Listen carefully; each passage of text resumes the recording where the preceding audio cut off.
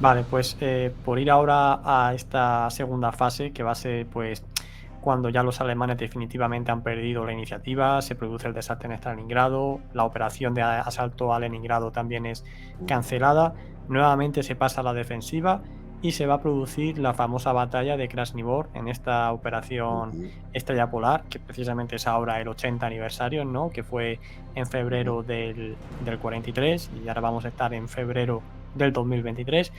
Y pues esta ha sido de alguna forma la batalla por la que la División Azul, desde mi punto de vista, así de lo que yo percibo en la sociedad, en la gente y tal, por la batalla por la que la División Azul ha pasado a la historia. Y todo el mundo es División Azul, Krasnivor. O sea, es las otras acciones, tal, los primeros combates muy bien, tal, pero Krasnivor es de alguna forma el icono, ¿no? De la División Azul. Em, Aquí se ha especulado mucho, bueno, esto es una pregunta que han dejado para el final, en por qué la División Azul se aguanta, luego en la Operación Urano las rumanas y demás no van a aguantar, pero así de forma muy resumida, porque de la batalla de Krasnivor se ha hablado mucho, em, ¿cuál puedes decir que fue la importancia de la División Azul en la defensa, ¿no? Del frente alemán ante esta ofensiva de Estrella Polar? Bueno, pues es fundamental.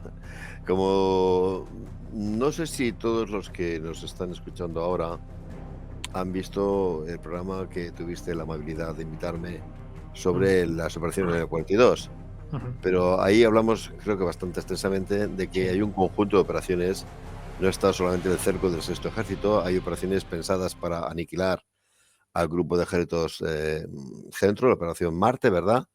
O estas operaciones previstas para acabar o casi liquidar al grupo de ejércitos norte, que es la que conocemos como Estrella Polar. Y hablábamos en aquel programa de que se habla mucho, mucho, muchísimo, hasta la saciedad incluso, de la victoria de Stalingrado y no se habla para nada de las claro. derrotas como son la Operación Marte y como son la Operación Estrella Polar, ¿no? Que es una operación de un alcance, con un objetivo estratégico tan importante como la operación que tuvo éxito en torno a Stalingrado, la que liquidó el Sexto Ejército Ujú. y hundió el frente alemán del Volga. Básicamente consiste en 2 operaciones, una va a colapsar al 18 Ejército y otra va a colapsar al 16 Ejército.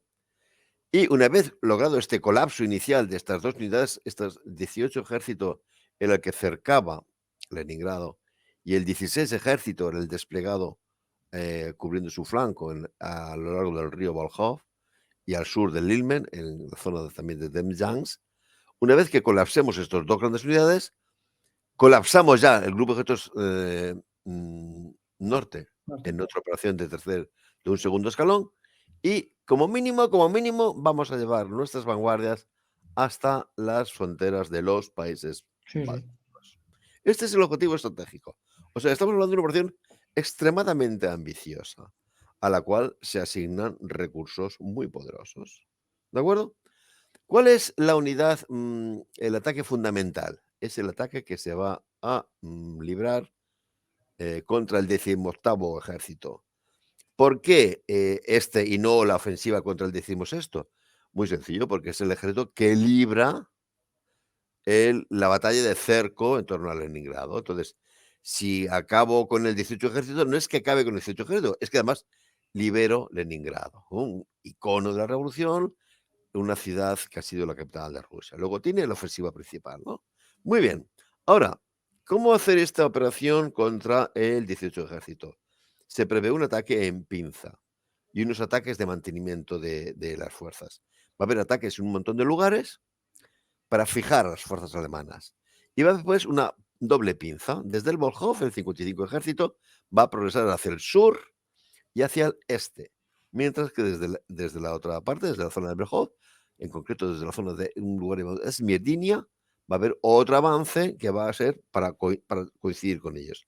Van a juntarse en torno a una ciudad llamada Tosna y entonces va a quedar embolsado todo el grupo de ejércitos, todo el 18 ejército. ¿De acuerdo?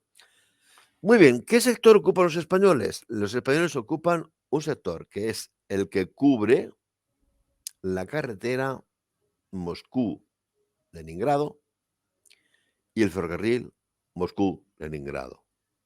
Y bueno, pues un sector más. No, atentos, atentos. Mira, no sé por qué los españoles, siempre que hablamos de Rusia, decimos las estepas rusas. Mentira. En Rusia virtualmente no hay estepas. Hay estepas en Ucrania, o al sur, o en Kazajstán. En Rusia no hay ni un palmo de estepa. Todo el paisaje en esa zona es una sucesión infinita de bosques y zonas pantanosas. Bosque, pantano, pantano, lago, lago, lago, bosque, bosque, bosque, bosque. Con lo cual, hay unos ejes de progresión muy limitados.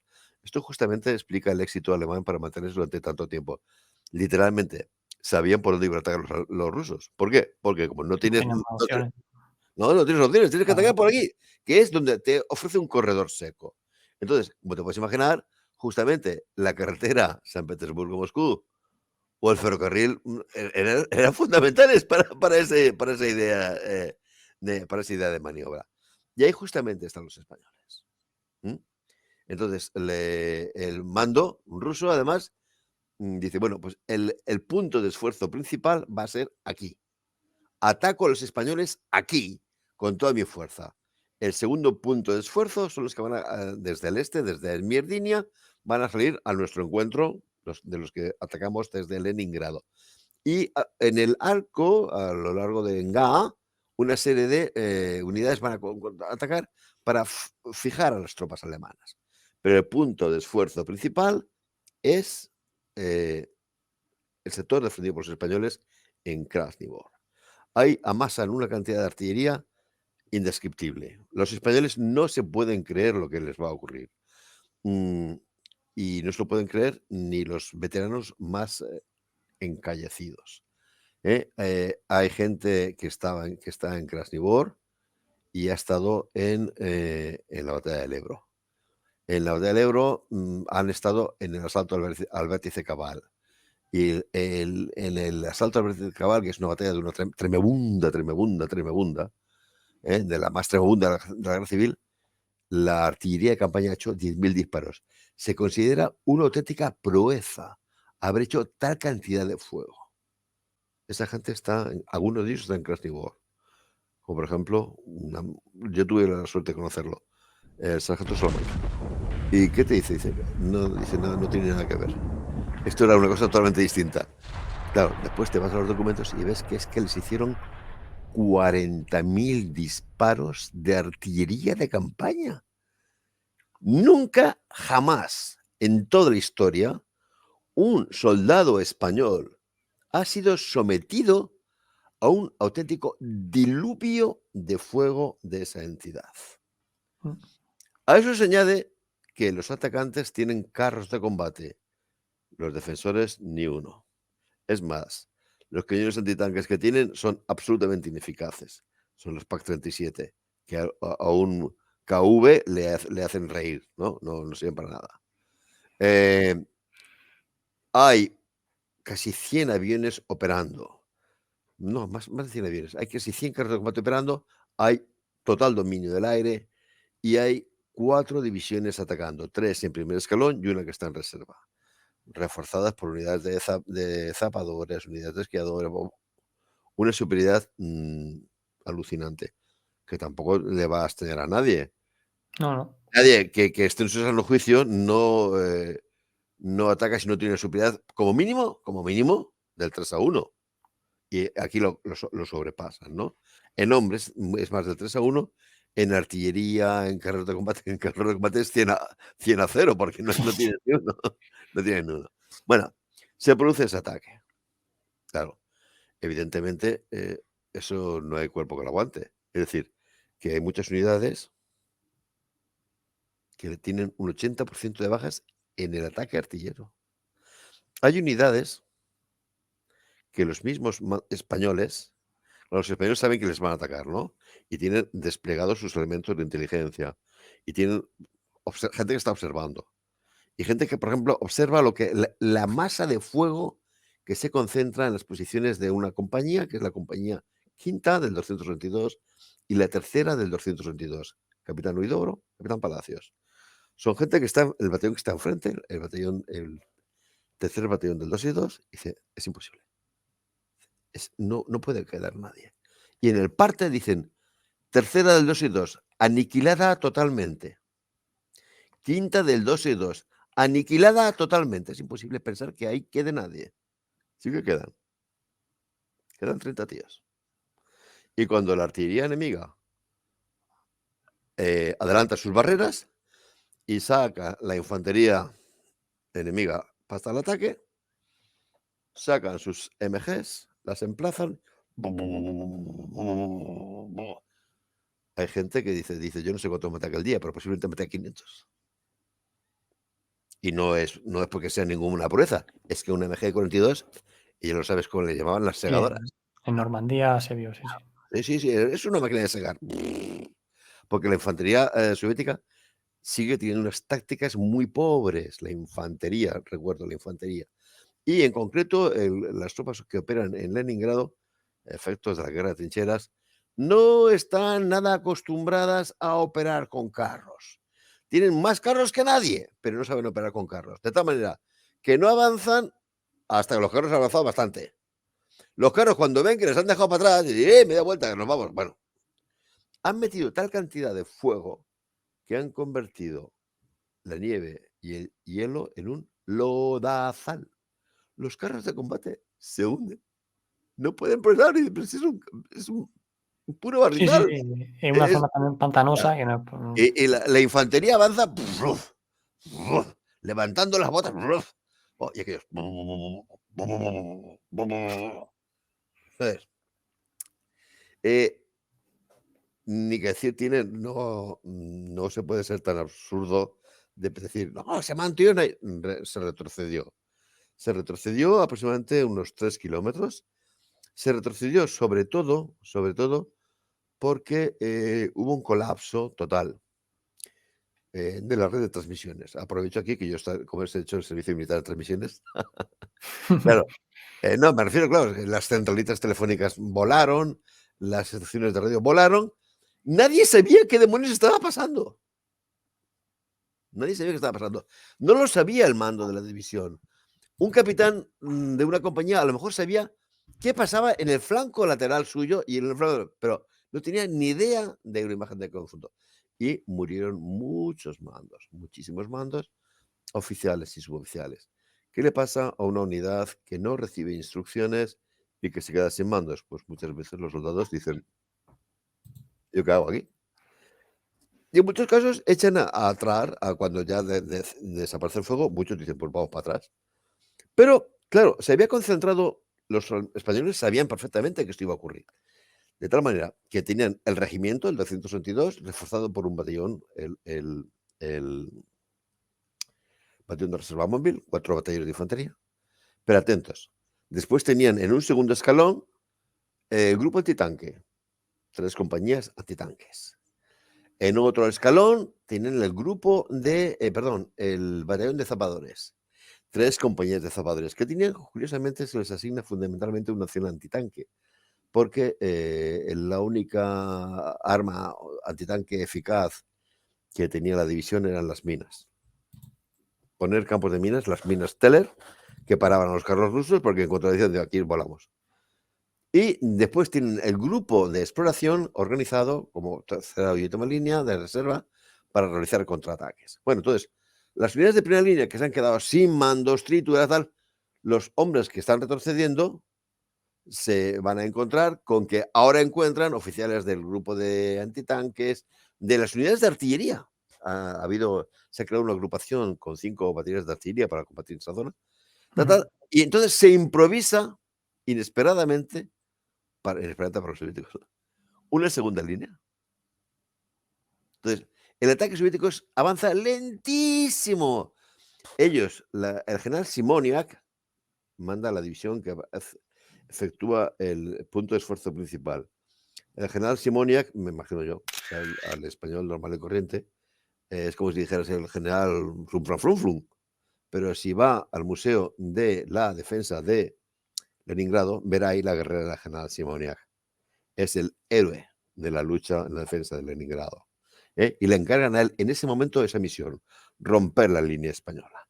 Y Simoniak a sus soldados, es una división de guardias, dice, vale, nos levantamos, cogemos aire, salimos corriendo, dice, y cuando vayamos a respirar, dice, ya hemos sobrepasado Krasnivor.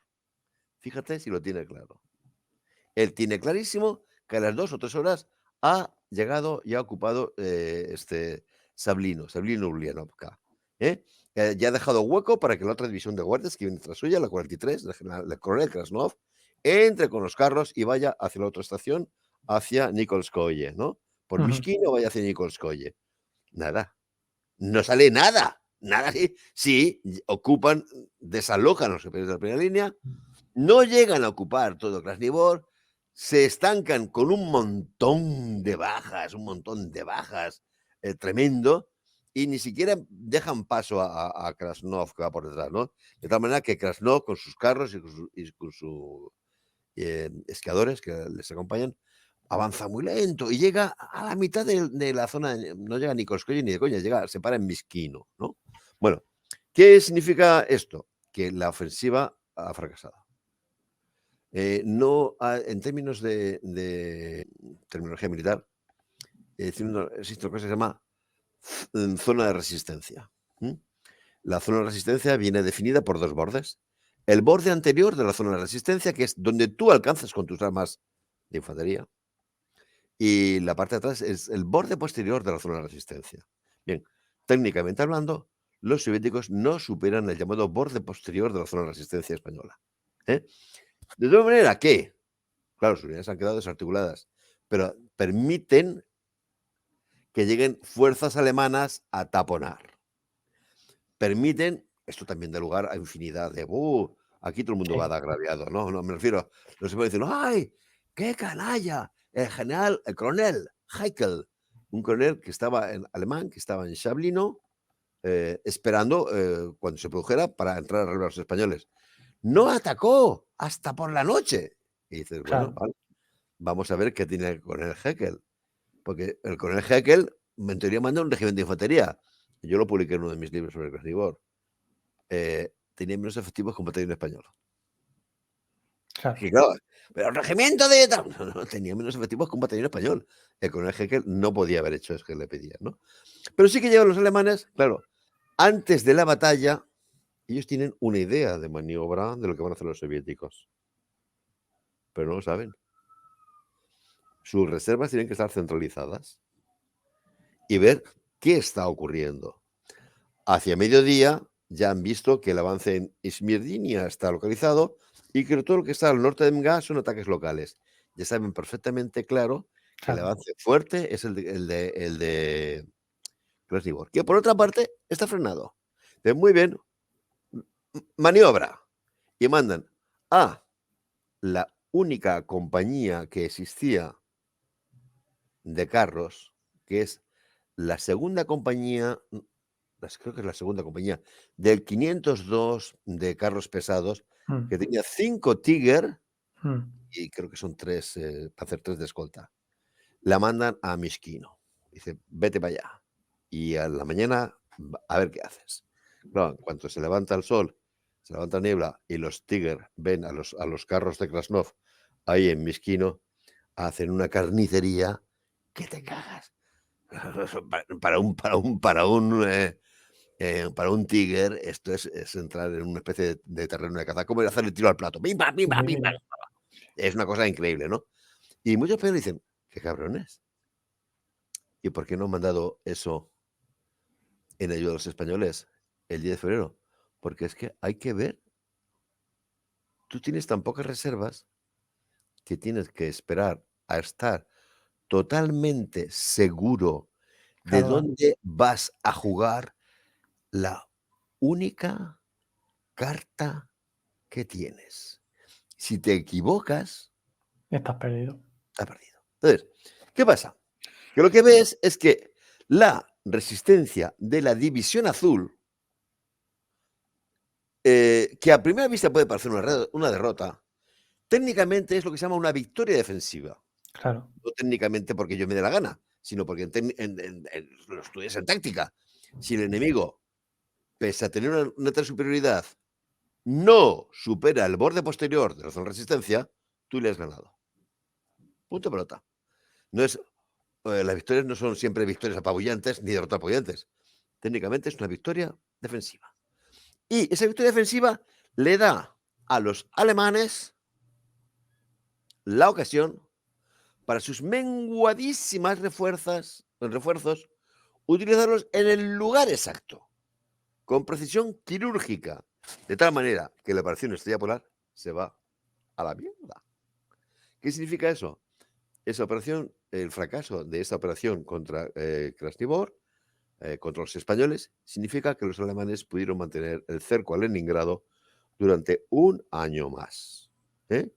Fue una victoria estratégica, fue una victoria táctica e incluso fue una victoria moral. ¿Me explico?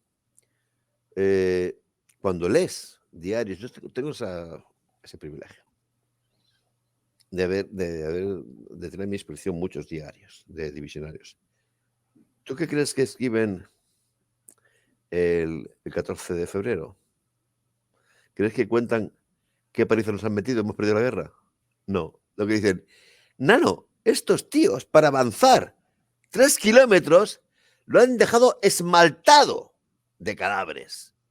10.000 bajas creo que tiene más o menos. Es imposible que estos tíos ganen la guerra, porque si el avance de aquí hasta Berlín es pagando este tributo en sangre, esto no hay cuerpo que lo haga. Entonces, increíblemente, pese a que las bajas españolas en Krasnivor son muy elevadas, ese día la División Azul pierde uno de cada 3 hombres que murió en Rusia muere en Krasnivor.